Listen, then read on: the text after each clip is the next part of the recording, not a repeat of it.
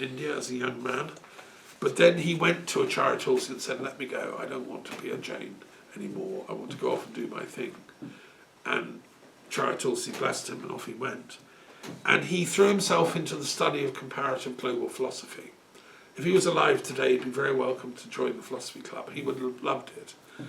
And he spent, like me, spent the whole of the rest of his life immersed in comparative and global philosophy. And he did commentaries on all the great texts. So he's done commentaries on the Gospel of Thomas, on the Upanishads, on the Zen writings, etc., etc., etc. You know, he grew a very long beard and looked like a guru. He had really long hair. And he spoke in a very beautiful, quiet way. You have to listen to it properly, with a lovely Indian accent. A sort of whistling sound. I've got a tape of him speaking. Okay, so lovely. This is great. He became very popular in the 70s, and he set up an ashram in Pune, and lots of hippies and people from the West went out there to study him. He was regarded as the most important of the hippie gurus, and they would go and he was very eclectic. He taught psychodynamics. He absorbed Western psychological methods of transforming the sleeping soul into an awakened soul. He wanted people to awake and become enlightened. And he'd do any method. He didn't mind if people took LSD. I don't know what the rule was on drugs in the ashram, but probably not in the actual ashram, but you know, if you go down to the lake, it's probably fine. He was also quite practical in relation to sexuality. He commented on Tantra, and he said that sexuality is an incredible force for transformation. He wanted people to fall in love and have love affairs. And he thought this will transform them from being timid, little, afraid to say boo to anyone, into being warriors for wisdom and light. When you're in love, you become strong, and, you know.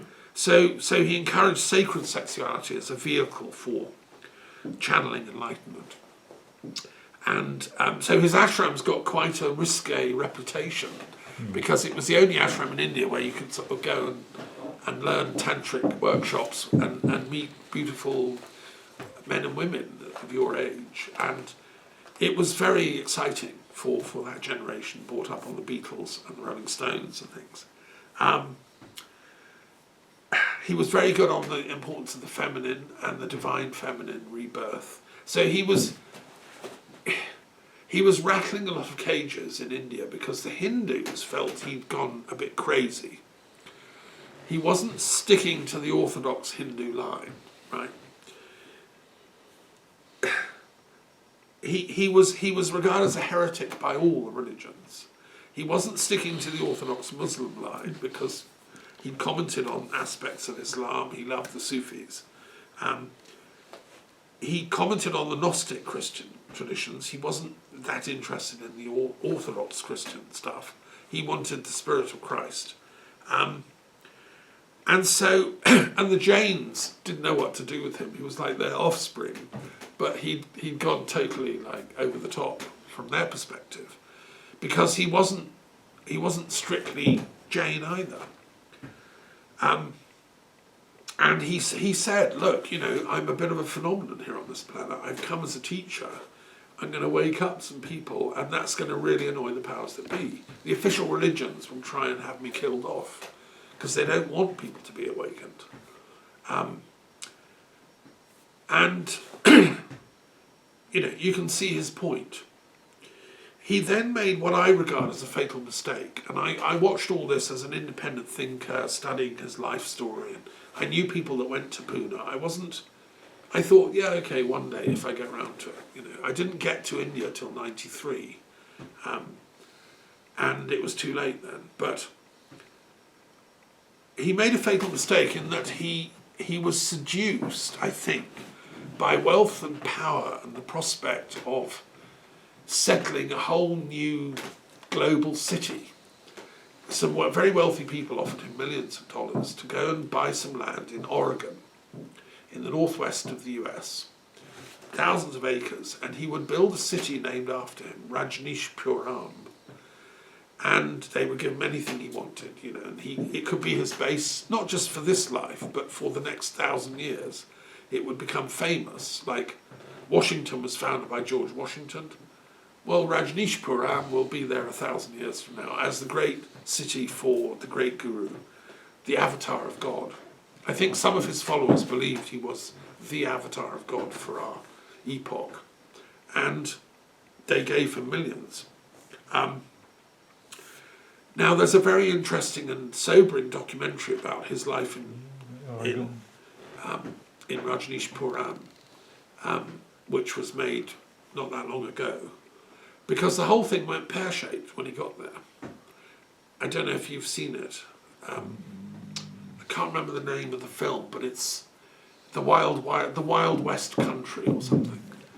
And it's a 10-part series which shows how the problem with his management style was he left everything to the woman who was number 2 in command, a woman called Sheila, I think, a German convert who idealised him.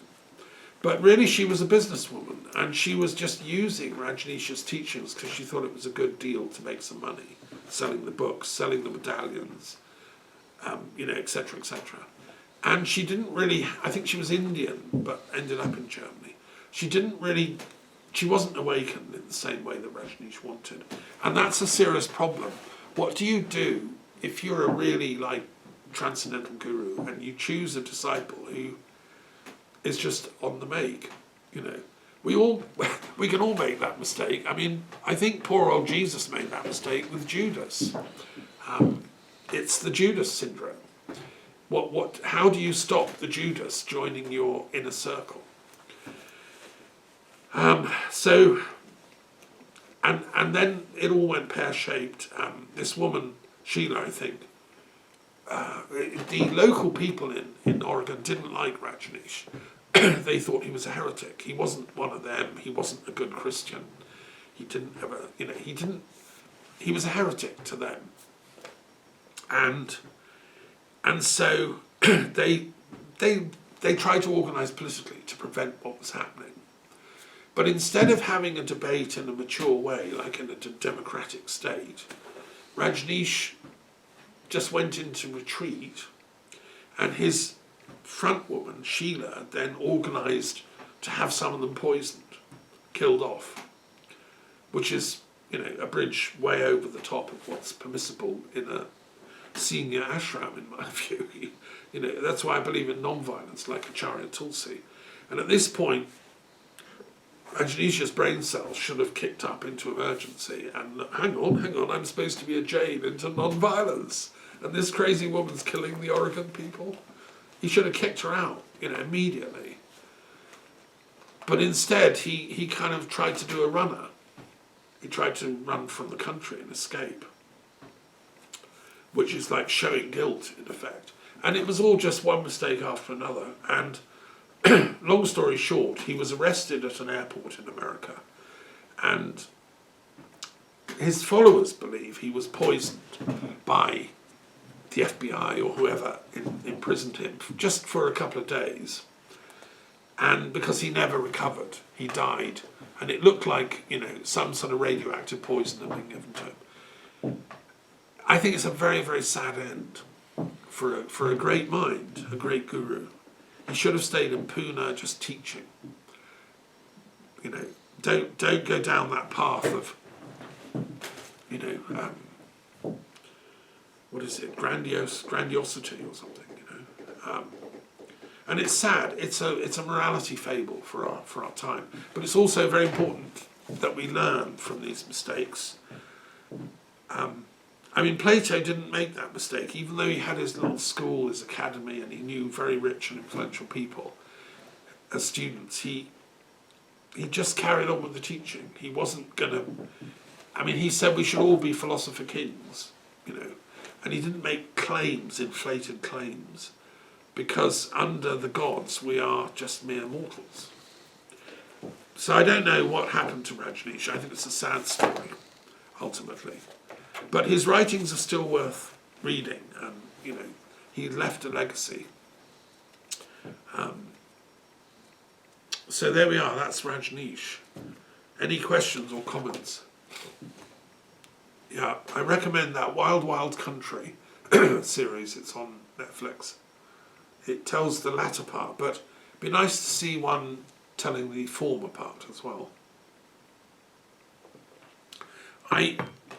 Just a little footnote, he also didn't have much respect for Mahatma Gandhi, and he regarded him as he'd kept India stunted and all that.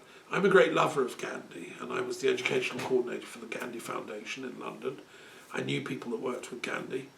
I don't agree with Rajneesh and his negative assessment of Gandhi. I think it's a bit Modi-esque. It's like the BJP. They also hate Gandhi but I think Gandhi was right to insist on peace and non-violence at the core of all moral progress.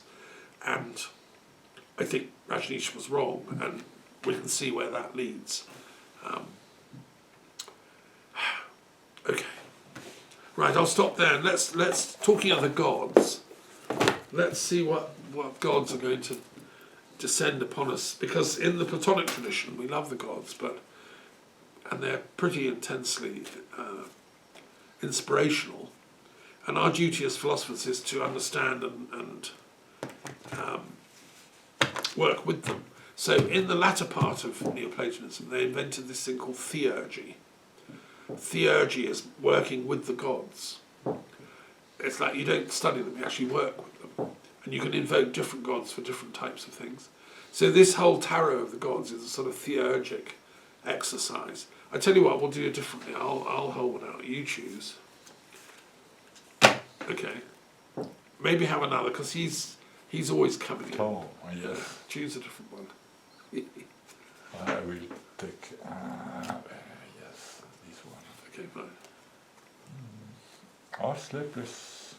Okay. We can have him. He doesn't come that often. And then you do the same for me. You flay them out and I'll have a go.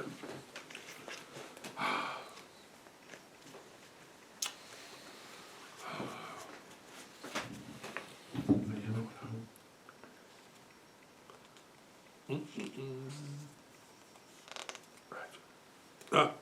Okay, thank you. Quetzalcoatl, the light of air. He sometimes turns up.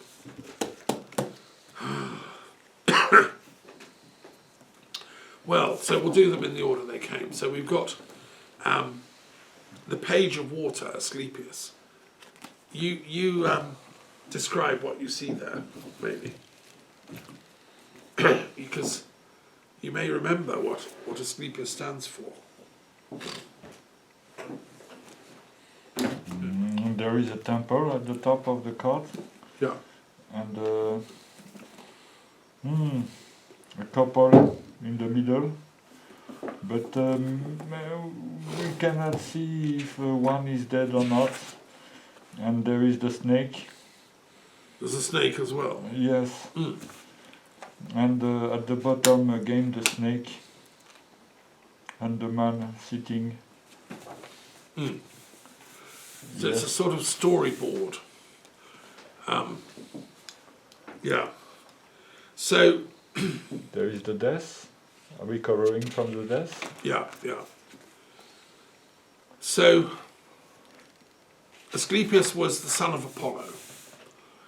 And that's a long story, I won't go into the whole details, but Apollo is the lord of philosophy and wisdom and healing and music.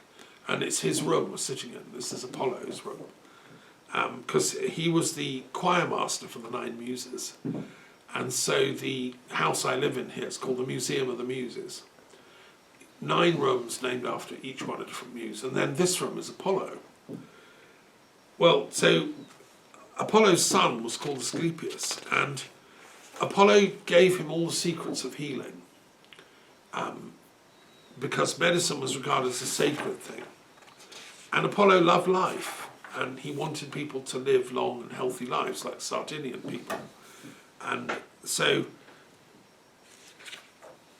the trouble was Asclepius was so successful at curing people, he was bringing them back from the dead even. And so, like a later figure from the same region who could resurrect people, And Hades, the lord of the underworld, who was the brother of the chief god, got jealous of Asclepius and didn't want, because he liked people to die, because then they came down and had to pay taxes in the underworld, and so he organised that Asclepius, who was a very innocent young guy, was out wandering in the fields, and he bit him with a snake that poisoned him. The poisoned snake killed Asclepius. And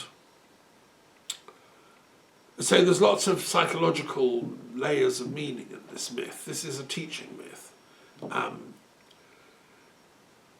When Asclepius went to the underworld and died, Hades was very happy, but Apollo went into a huge sulk because he knew some trouble had happened, but he didn't know what. He knew Asclepius wasn't there, he rang him on the mobile, wasn't there, And Hermes volunteered to find him. Hermes is the messenger of the gods, and he's like the internet spy. He's the patron saint of spies. And he tracked him to the underworld. Asclepius was dead down in the underworld. And so they did a negotiation, a diplomacy deal, that Asclepius would be allowed out of Hades, but couldn't come back to life. He'd have to go to the Mount Olympus, which is the kind of the top card, and he'd be enthroned as a god in his own right. And he would have overview of all doctors and healers on the planet. And so in the classical tradition, you were told this story when you applied to read medicine at university, as it were. And Aristotle was, his father was an Asclepia, trained doctor. And Aristotle could have become one too, he would have been a doctor. And medicine was seen as a very sacred thing because it's extending life, it's healing people of pain, which is a terrible thing. They were very skilled in the use of herbs, and they had the opium poppy, they knew how to get pain down. They knew surgery, and with Hippocrates, who was a follower of the Asclepian tradition, he invented really modern medicine, the science of diagnosis and watching the disease as it takes hold. And he said that every disease has a moment of crisis, Greek word, the critical point at which you either die or you recover. And the doctor's job is to let that happen and try and intervene so that you recover. I've been to Kos, which is where Hippocrates worked and lived, and it's a sacred island for Asclepius. And then, so they then built temples called Asclepia, which was a temple where you went if you were sick. You saw a priest who would give you a diagnosis, and after sleeping there the night, it was believed the gods, Apollo, Asclepius, etc., would visit you in their dreams, in your dreams, and reveal to you the cause of your illness. There were goddesses involved as well. Hygeia and other great goddesses were part of the healing team, if you want. And there's a great, and then this is really interesting. These Asclepia then built a theatre next door where they would take the patients, because theatre was discovered to have a cathartic help for their cure. Rather than letting people sit around in a hospital and get depressed and melancholic, show them a great play, either a comedy or a tragedy, and it gets them out of themselves and they get cured. So theatre became a therapeutic thing.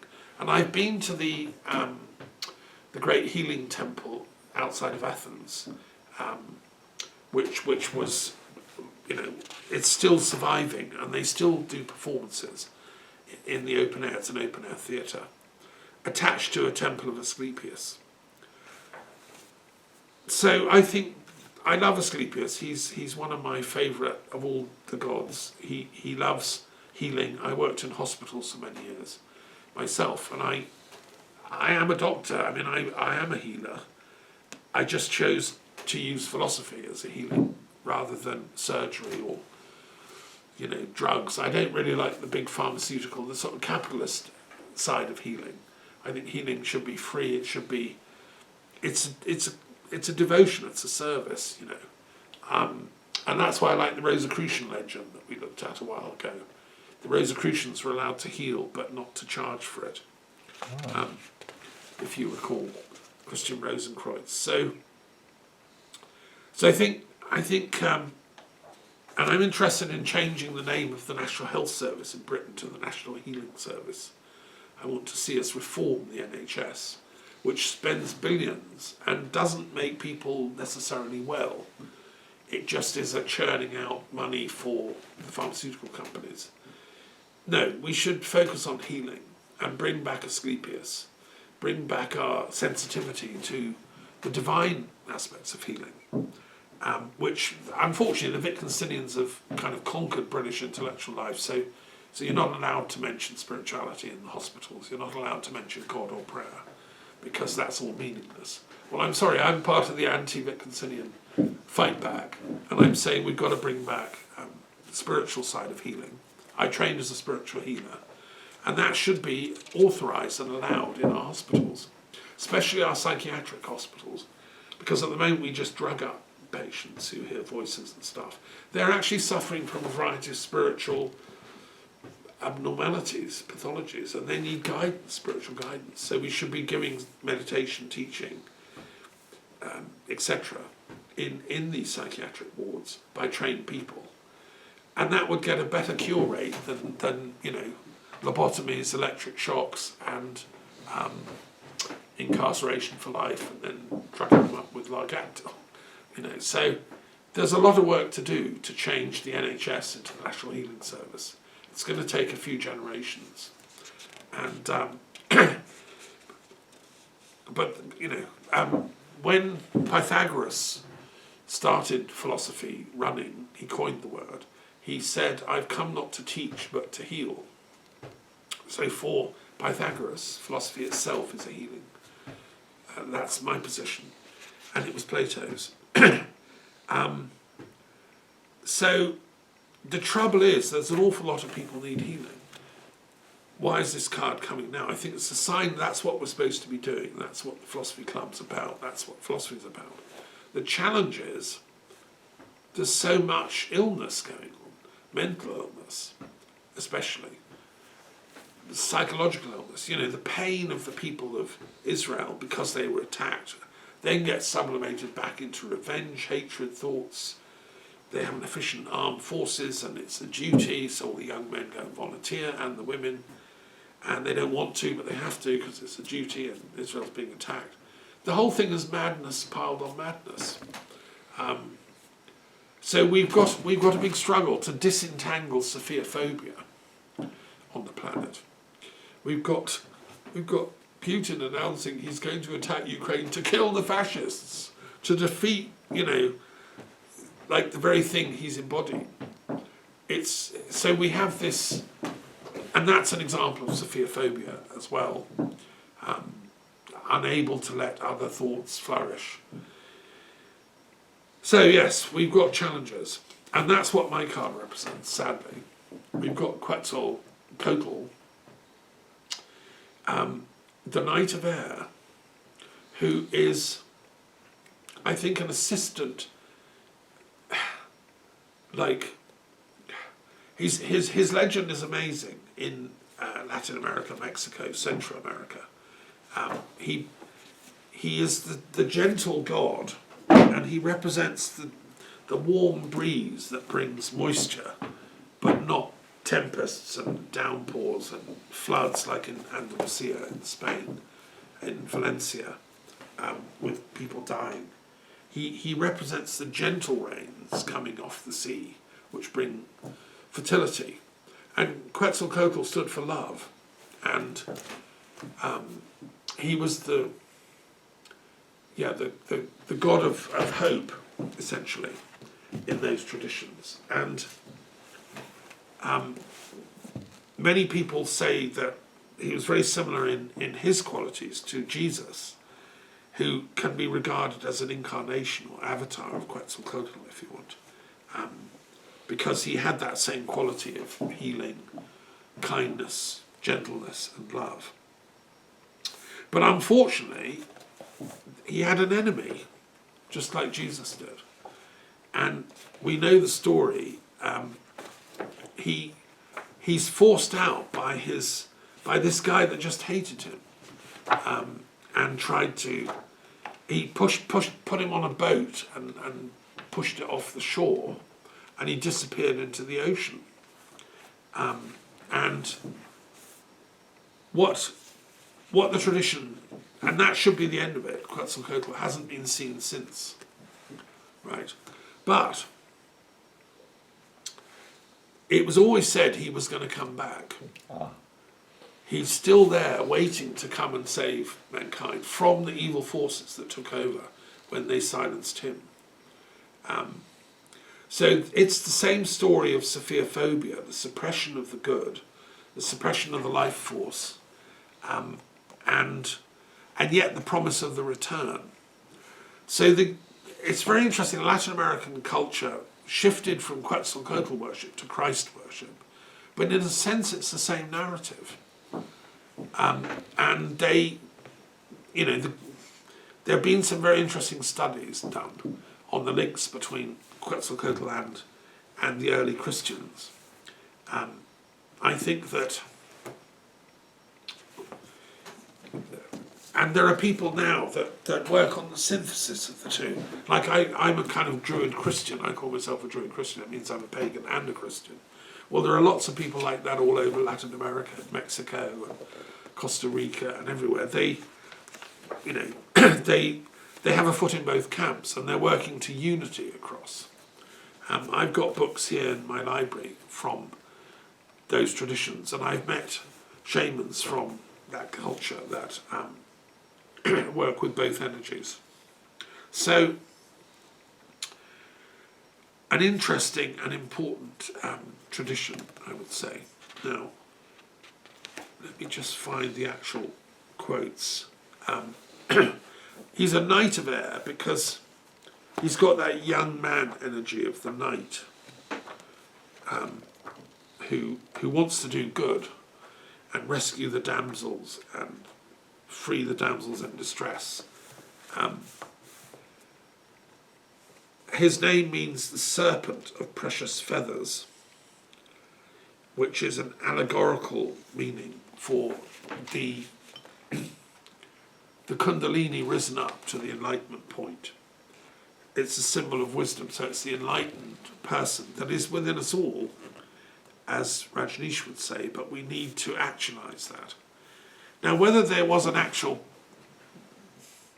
human who became divinized, or was it a god that became human, I'll leave it to others to speculate. I give all the facts in the text which accompanies the cards. Graham Hancock, who has written about these things, the magicians of the gods and the fingerprints of the gods, thinks he was a surviving seer or high-level magician, an actual human, who handed on the surviving wisdom of very ancient cultures. I'm sure that that's an interesting explanation. I think that Quetzalcoatl may have been a kind of like an initiatory stage that you reached, like Merlin. There have been several Merlins in British history. It's not just one person, he comes again each generation. One of my friends is Merlin. Now, in this life, I know a couple of Merlins. And the point is that if one gets down, then somebody else pops up and takes on the job. I'm sure there are several Quetzalcoatls now active in Mexico and Latin America, and blessings to you. So, how can we engineer this successful rebirth of the forces of goodness? The myths make it look easy. That Asclepius, they found him, Hermes got him out, they put him in heaven, everything's fine. That was easy. Quetzalcoatl is a bit more difficult because he's still kind of not quite here, not quite reborn, just as with Jesus. And what they're doing now is bombing the Jesus people. In Palestine, they're sheltering in churches, and in all over Jesus' own land of Palestine. And also in parts of Mexico and stuff, they were persecuting pagans for their faith. I had a Mexican visit here in the summer who told me about doing rituals and things. They go to sacred sites and the police don't like it. They try and force you out, just as they do with the Druids at Stonehenge. So it's still not, I would argue that we should have increase of educational sharing across these traditions. I know that in parts of Latin America, the pagans, with their cocaine or whatever, you know, their herbal medicines, they feel very much at one with the earth, with the goddess, with Pachamama, and they don't want the negative effects of capitalism and extractive resource-based economics imposed on them. And that's what led to a lot of the revolutionary movements of Latin America, the Che Guevaras and so on. And it's still a war going on down there in some respects. And there's far too much violence. In Mexico, people are dying. The secret I want to get across is how can we find peace there? I think the answer is by turning back to wisdom. It's the antidote to Sophia-phobia. The pagans are afraid of the Christians' wisdom and power, and the Christians are afraid of the pagans' wisdom and power. So they're each trying to blow each other up, right? Just as the Palestinians are afraid of the Jewish state's power, and the Jewish state's afraid of the Palestinians' power, and they keep trying to blow each other up. Same with Ukraine and Russia. They're both afraid of each other's power, so they're fighting. What I'm saying, and the antidote to this, the pill of philosophy, which is the opposite of Sophia-phobia, is if you love the other's wisdom, it's no longer a threat. Wisdom is never a threat. The worst thing that can happen is you die of ecstasy in the blissful moment of transcendental realization. But I don't think that's going to happen because it doesn't kill you, you know, it brings life. Ecstasy brings life. If you think of the Transfiguration of Christ on the Mount, you know, it was a life force thing flowing through him. He was the Quetzalcoatl of the day who'd had the download of the divine grace that enabled him to give it to his disciples. So I don't think we can have too much wisdom. We can have, and that will transform our world from a world of Sophia-phobia to a world of philosophy. That's the kind of, you know, that's what I read in these cards anyway. Yeah, go for it. Is it not a problem of psyche with the ego? Or is something else? No, of course it's part of that, because the ego knows it's doomed. The ego can't survive this any old way. It's apocalypse time, you know. The Trump-type ego, look at me, I'm the greatest. Or Rajneesh, in a more subtle way, look, I'm the best guru. All that stuff, we have to drop it. Because only God will survive this, ultimately. And we are just sparks in the fire of the divine. And that was the insight of Muhammad, bless him. And the whole Muslim tradition, instead of us being afraid of it, we should realise it's the teaching we all need to go beyond ego. But we go beyond ego in a way that the Buddhists sometimes don't quite understand, because they say go beyond ego to the absolute void of nothingness. The trouble is, when you apply that politically, as Pol Pot did, he interprets that as meaning, well, I can shoot them all then, all right, because they're only empty. There's a problem with that. This is where ethics kicks in. We have to say no. You go to the void of the in-betweenness of love. When you truly love somebody or something or some teaching,